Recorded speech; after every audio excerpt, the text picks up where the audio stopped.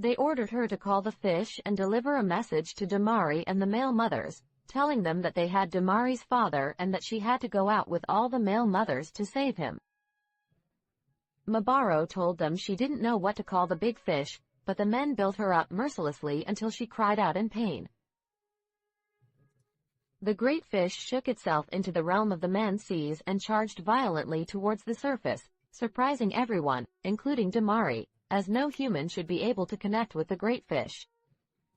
As the men continued to beat Mabaro, the great fish leapt out of the water, biting and pushing the men back before swallowing Mabaro and swimming back to the realm of man's seas. When he arrived, Damari knew that Mabaro was inside and swam out to meet her. Mabaro, badly beaten, explained to Damari what was happening and warned of the impending war. Damari was furious and screamed, holding her head, which also drew all the male mothers closer to the fish. She swam out and informed them that the men on Earth had captured her father and demanded war. Some of the mother men shouted their agreement to go to war, but the two-tailed merman reminded them of the tales of Damari's mother, the Queen of Chaos and War, and advised Damari to go peacefully alone the next day to avoid conflict. Damari agreed, and when the next day arrived, she got ready and, with Mabaro in the big fish, swam to the surface. When they arrived, they were greeted by the angry men of the village, thousands in number, and the man who had killed her mother was holding Segun in his hands, looking at her menacingly. He spoke. "We told you to bring all the fish people, but you came alone. You disobeyed, bringing a weak child and a stupid fish." Damari swam forward, her tail turning into legs as she reached the shore. "I come in peace, sir. I'm sorry I destroyed your village. I'm the one who's guilty and I'm the one who needs to be punished," says Damari. "Punished? Did you say grounded?" He sneered. "Then punished you shall be, put to death, little fish. But since you said punished, I'll punish you first by cutting your father's throat," he said, cutting Segun's throat. Segun fell to the ground bleeding, her eyes riveted on Damari's. Damari watched in horror as her father suffocated on the floor.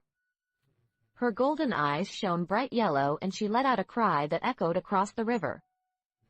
The great fish roared with her, and her cry summoned all the mayors in the river. War broke out and Damari charged towards the man who had killed his father. She used a wall of water to immobilize him and moved towards him. Clutching her throat tightly, she said, "I should punish you by killing your wife and children, but I guess I already have. Maybe I'll give you a more painful death. Strangling you would be a mercy." Damari dragged him towards the big fish, which eagerly opened its mouth, biting its lower half. Mabaro, hiding behind the fish, jumped in fright as a group of men attacked him. The big fish fought valiantly, despite being badly wounded by arrows and spears. Damari fought fiercely, slaughtering men as his rage grew with every glance at his father's lifeless body.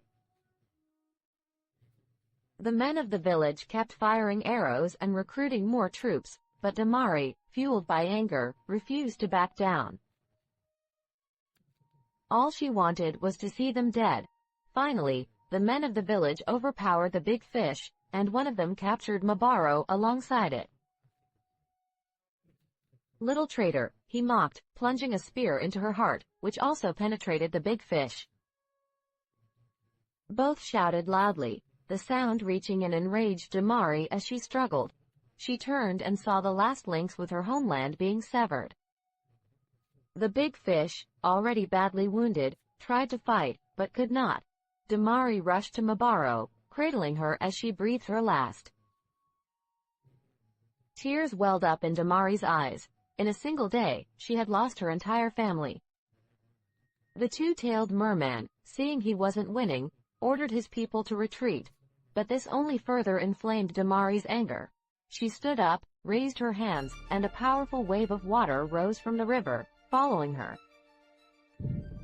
As she lowered her hands, the water crashed in, engulfing her and all the men in the village on the shore, killing every one of them. Since then, Damari has never been seen again.